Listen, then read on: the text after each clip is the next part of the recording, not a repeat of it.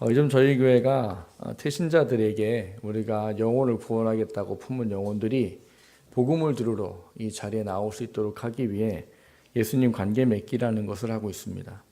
예수님 관계 맺기, 지난주에는 교회 스태프들이 준비해 드린 아마 핸드크림을 가지고 비록 작고 보잘것없는 것이지만 내가 당신을 생각하여 이것을 전해줍니다라는 주라, 이런 주간으로 보내신 줄을 압니다.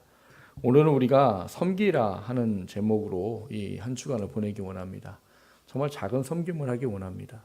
뭐 직장인 테이블을 닦아주든지, 뭐 커피를 한 잔 타다 주든지, 뭐 이런 섬김이에요.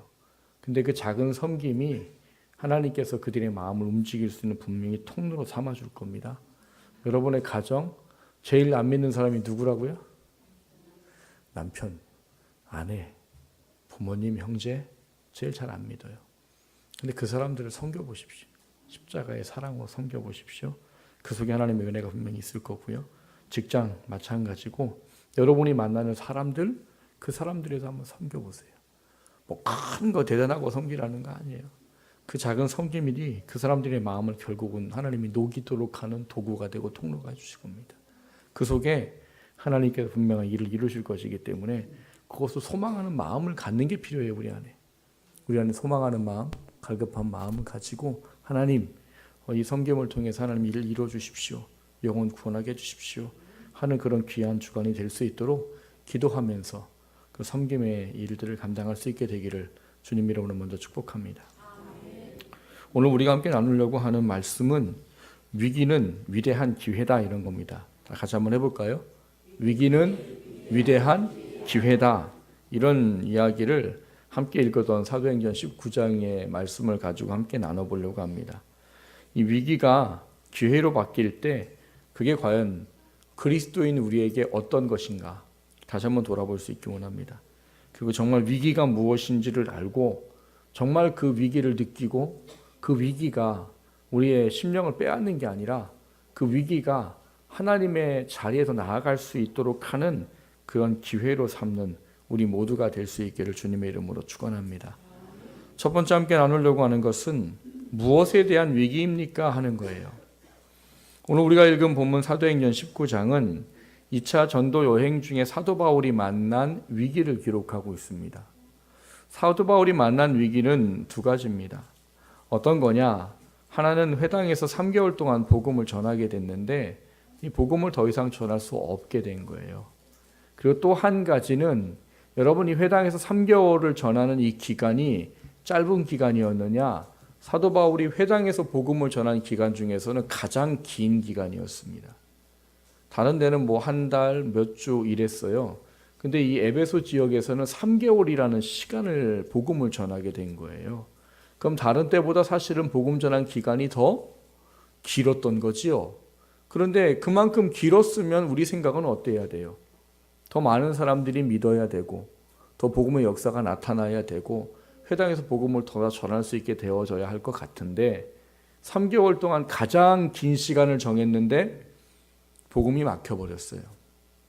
회당에서 복음을 전할 수 없게 됐고 오히려 박해하고 핍박하고 그 전하는 도에 대해서 대항하는 사람들이 더 많아졌습니다.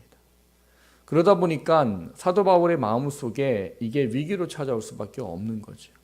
더 오래 전했으면 더 많이 믿어야 되는데 다른 데보다 복음이 전해지는 이것이 더 줄고 적어지고 반대하는 게 커지는 거예요. 그게 왜 사도 바울에게는 위기냐? 사도 바울이라는 사람이 어떤 사람인지를 이해하면 이게 정말 위기일 수밖에 없는 거예요. 전에도 사도 바울에 대한 이야기를 말씀드린 적이 있지만 여러분, 사도 바울은 어떻게 예수님 믿게 됐습니까? 그 사람 예수님 믿기 전에 했던 일이 뭐예요? 핍박하는 사람이었어요. 어느 정도로 핍박했어요? 예루살렘이란 지역에 더 이상 가둘 사람이 없을 정도로 씨를 말렸어요.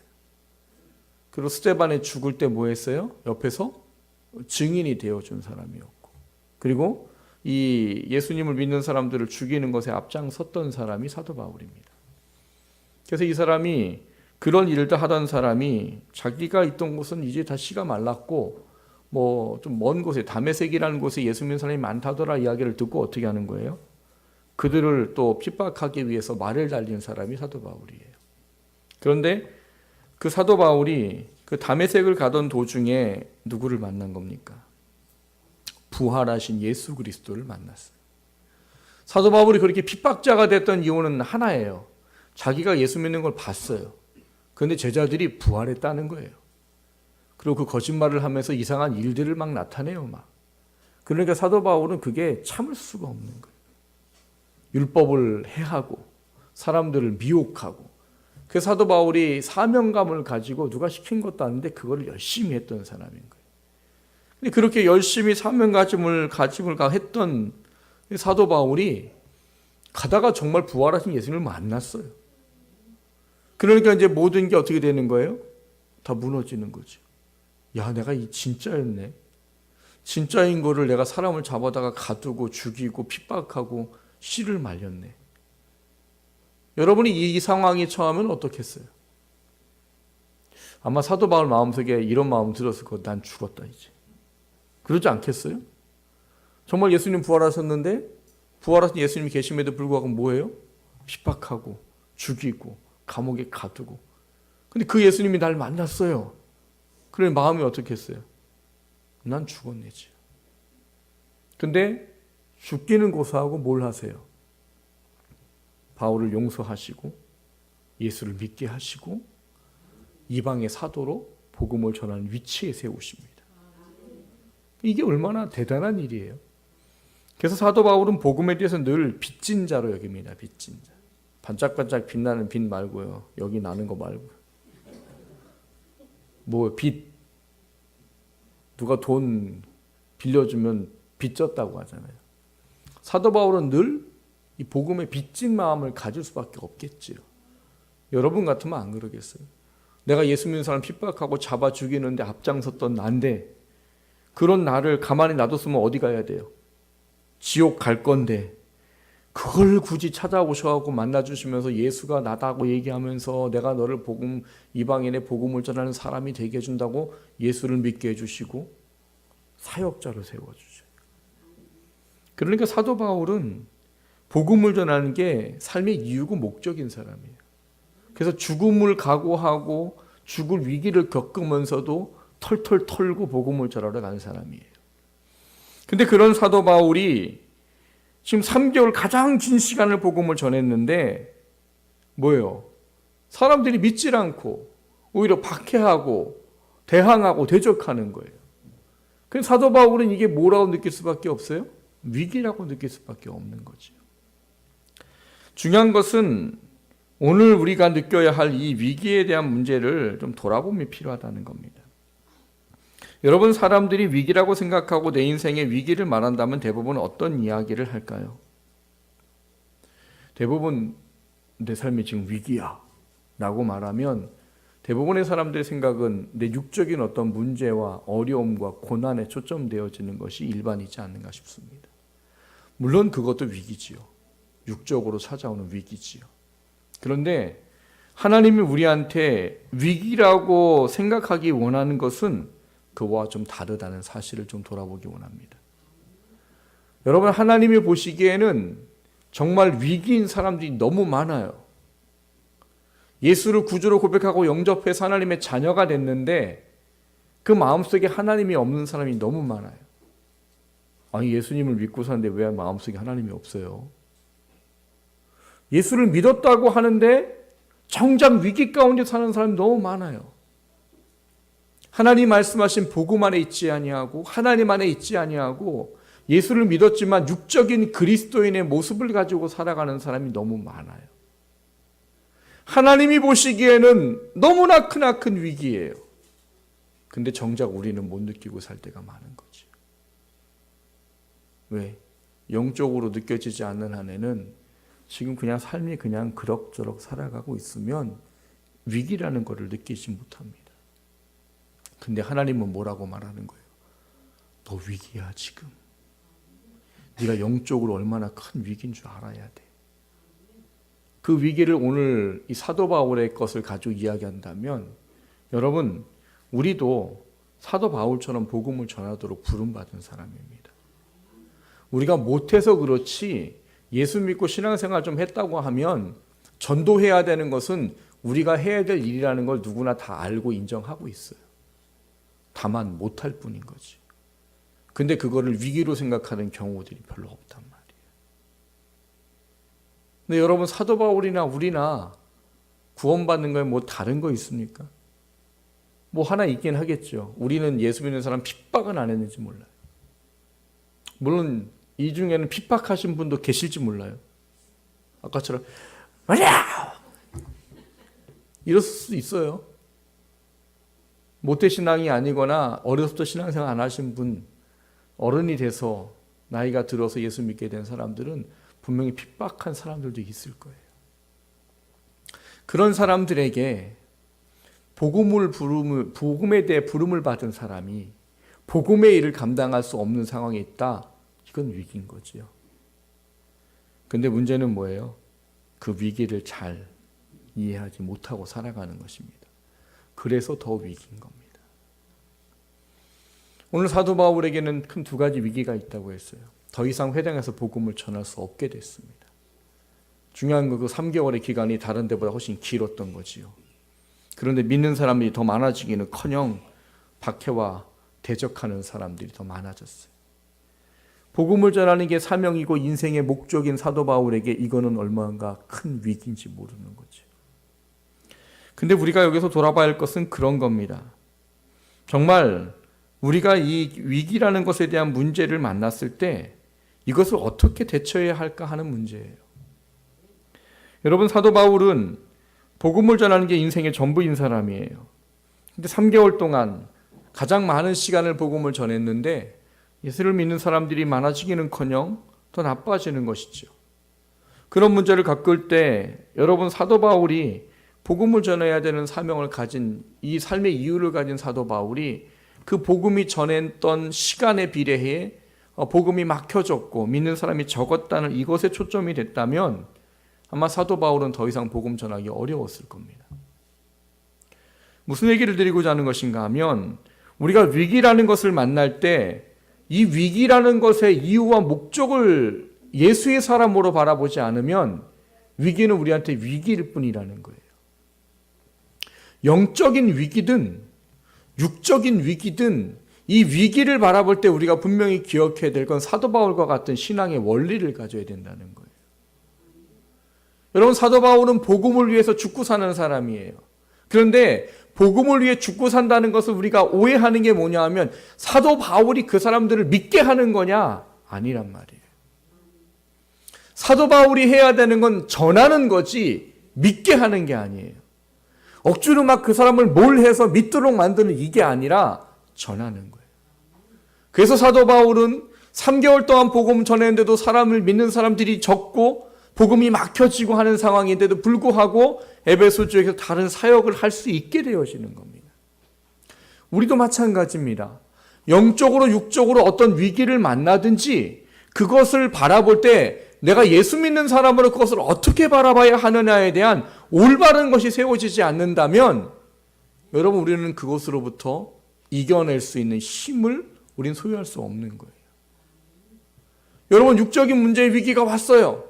육적인 문제를 문제만 바라고 위기만 바라보고 하나님 바라보지 못하고 내가 하나님을 통해서만 이 문제를 해결해야 된다는 것을 알지 못하면 근심, 걱정, 염려에 살다가 그냥 죽는 거예요. 해결되기 전까지는 근심, 걱정, 염려로 죽을 고생을 하고 살아야 되는 거예요. 근데 하나님 뭐라고 말해요? 눈을 들어 나를 봐라. 육적인 위기가 있냐? 그거 보지 마라. 그거 보면 뭐만 생기냐? 염려만 생기잖아. 눈을 들어 나를 봐라. 그게 육적인 문제를 해결할 수 있는 그리스도인의 삶의 모습이에요. 하나님은 그걸 원하시는 겁니다. 그걸 통해서 하나님이 하나님께 더 나아오기를 원하시는 뜻을 가지고 계시다는 말이에요. 영적인 위기는 더하겠지요. 영적인 위기는 우리한테 예수를 믿고 구원한 하나님의 가장 큰 뜻을 세워가고 이루어가기 위해서 우리에게 무엇보다도 중요한 거예요. 내가 영적으로 깨달아지지 못하면 여러분, 살아가는 모든 삶의 영역 속에서 예수의 사람으로 살아갈 수는 없어요. 그런데 그 영적인 위기를, 이 위기를 예수의 사람으로 어떻게 바라보고 어떻게 처리해야 될지에 대한 하나님이 원하시는 것을 알지 못하면 이 영적인 위기에 그냥 사로잡혀 살다가 끝나는 거예요. 근데 하나님은 그 위기를 보면서 우리한테 뭘 말씀하세요? 그 위기를 예수의 사람으로 바라보라는 거지. 너가 어떤 사람인지 뭘 해야 되는지를 알고 바라보라는 거예요. 사도 바울은 그래서 뭘 하는 겁니까? 좌절하고 낭망하는 게 아니라 다른 곳에서 복음을 전할 수 있는 놀라운 일을 하게 되었다라고 기록을 하고 있는 겁니다. 사랑하는 성도 여러분, 영적이든 육적이든 위기를 만날 때 내가 그리스도인으로 이걸 어떻게 처리해야 될지 제발 고민해 보십시오. 제발 하나님한테 한 번만이라도 물어보세요. 하나님, 내게 육적인 문제가 있는데 하나님 이걸 왜 주셨어요? 뭘 원하십니까? 해결해 달라고 기도하기 전에 제발 물어보세요. 왜요? 하나님 뭘 원하십니까? 이 어려움을 통해서 당신이 정말 원하신 뜻이 뭡니까? 이걸 통해서 하나님, 내가 예수 믿는 사람으로 뭘 하기를 원하시기 허락하셨습니까? 라고 물어보시라는 거예요. 그러면 갈 길을 찾을 수 있을 겁니다. 영적인 문제는 더 하겠지요. 영적으로 위기에 빠져 있을 때 우리가 그걸 통해서 뭘 하기 원하겠어요? 하나님께 돌아와서 하나님을 찾고 하나님의 자녀로 살기를 원하시는 거지. 그게 하나님이 택한 자녀들에게 원하는 영적인 위기의 문제를 통해 하나님이 원하시고 계획하신 뜻이에요. 그 뜻을 기억하고 바라보는 저와 여러분 되시길 주님의 이름으로 축원합니다. 그래서 위기가 위기로만 남아있는 것이 아니라 이 닥친 위기를 통해 우리가 하나님이 원하시는 자리에 나아가 있을 수 있는 저와 여러분 되시기를 주님의 이름으로 축원합니다. 두 번째로 나누고자 하는 것은 무엇을 위한 기회입니까? 하는 겁니다. 첫 번째 대지의 결론 부분에서 위기를 기회로 바꾸었던 은혜에 대한 부분들을 우리는 찾아볼 수가 있습니다. 그것은 뭐냐? 사도 바울이 3개월이라는 장시간의 복음을 전하고 영혼 구원의 열매가 거의 없고 복음은 막혀버리고, 그럴 때 사도 바울은 여기에 초점되지 않고 내가 해야 되는 것은 전하는 것이야 하고 그 일을 하게 됩니다. 그렇게 마음을 먹고 위기의 마음을 내어주지 않고 또 그 사역을 어떻게든 감당하려고 그 자리에 섰을 때 하나님의 놀라운 일을 두 가지를 이루어 주셔요.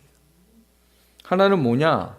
이 회당에서 전하지 못하게 되니까 이 두란노 서원이라는 곳에서 복음을 전할 수 있는 길을 하나님이 열어주십니다. 구절을 보시면 두란노 서원에서 복음을 전할 수 있게 되었다 이렇게 되어 있어요. 이 두란노 서원이라는 것은 뭐냐 하면 학자들마다 이견들이 많지만 일반적으로는 두란노라는 사람이 세운 학교로 이해를 합니다.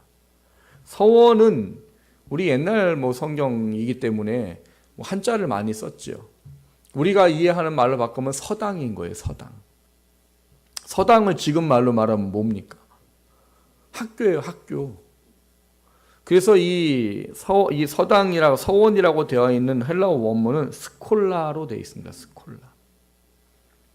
스콜라가 뭐예요? 칼리지라는 단어의 어원이에요.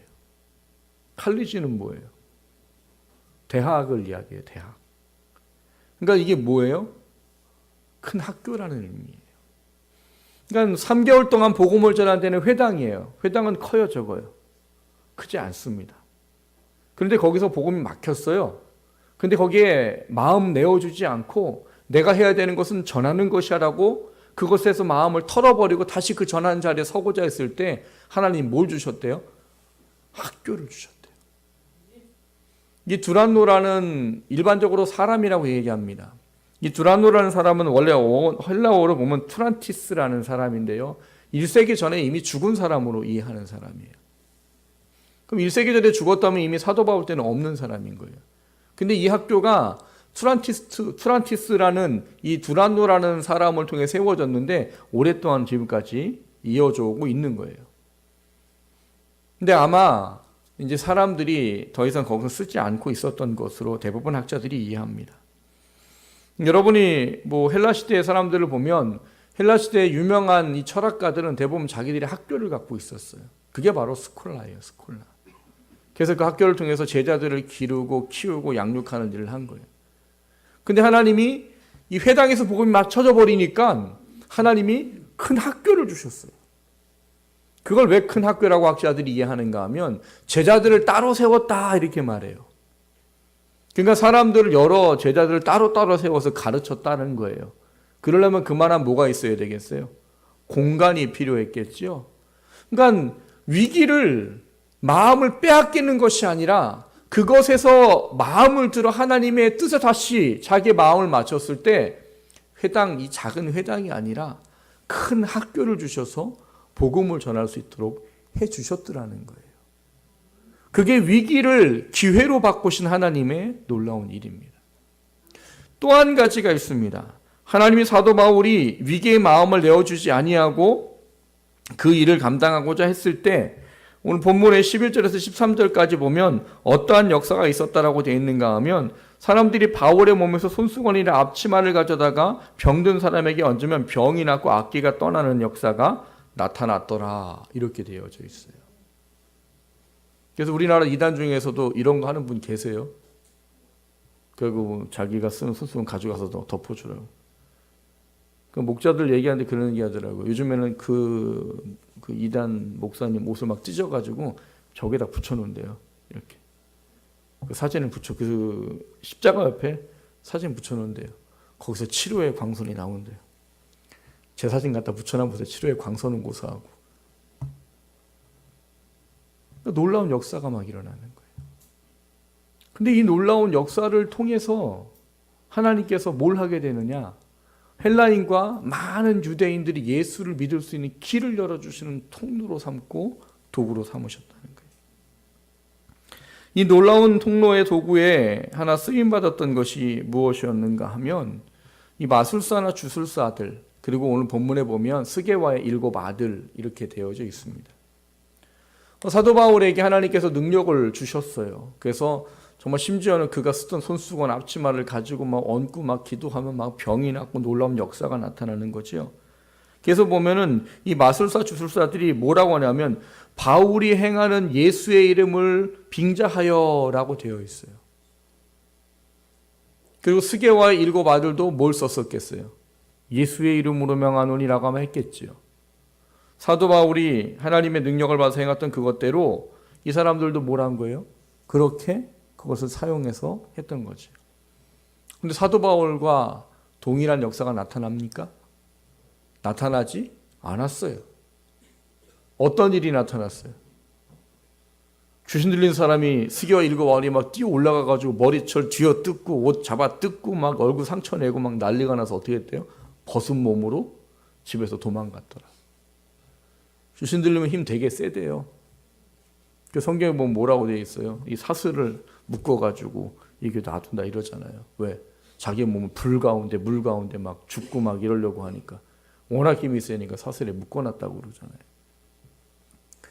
예수의 이름으로 명하노니는 사도 바울하고 똑같았어요.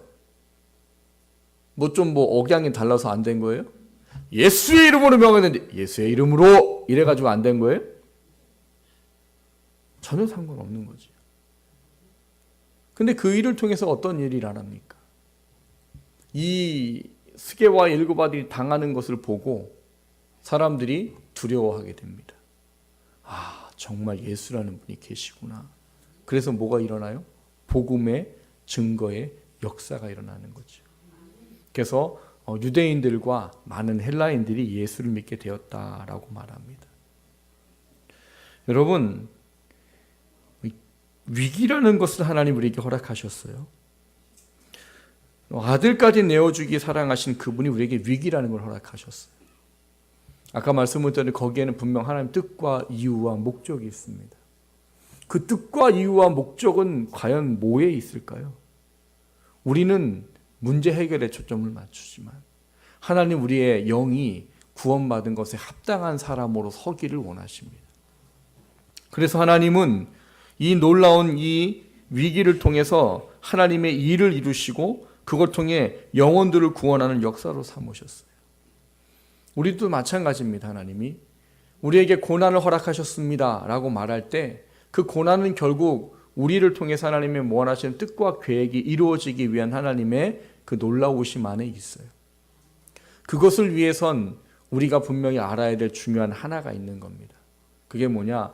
내가 예수 믿는 사람이라는 것이 무엇인지를 명확하게 알고 그분 안에 거하며 살아가는 것이 필요하다는 거예요. 왜 그러냐? 여러분, 오늘 위기를 하나님이 기회로 삼는 과정 중에 이 마술사들과 또 누구요? 스게와의 7 아들에 대한 사건을 통해서 일하셨어요. 여러분, 이 사람들은 아까 말씀드렸듯이 뭐가 억양이 틀려서 역사가 안 나타난 거예요? 아니에요. 그 사람들이 예수의 이름이 뭔지를 모른 거지요. 그냥 그 이름만 말하면 그게 무슨 주문처럼 주술처럼 어떤 역사가 이루어지는 것인 줄을 착각하고 오해했던 것이죠. 예수의 이름은 그 이름 자체에 능력이 있는 게 아니라 그 이름을 믿는 믿음이 능력을 나타내도록 하는 통로가 되는 겁니다. 그럼 다 예수 이름 말하면 되잖아요. 다 예수의 이름으로 떠나갔지어다! 그러면 되잖아요. 예수만 말하면 다 돼요? 아니에요. 예수를 믿는 그 믿음이 우리 안에 온전하고 건강하고 성령이 일하실 수 있는 능력의 통로가 될 수 있어야지만 예수의 이름에는 능력이 나타나는 겁니다. 바울에게는 가능했고 이 주술사들이나 마술사들이나 스게와의 7 아들에게는 가능하지 않았던 이유는 그 이유 때문이에요. 오늘 여기서 우리는 중요한 무엇을 한 가지 발견해야 되는 겁니다.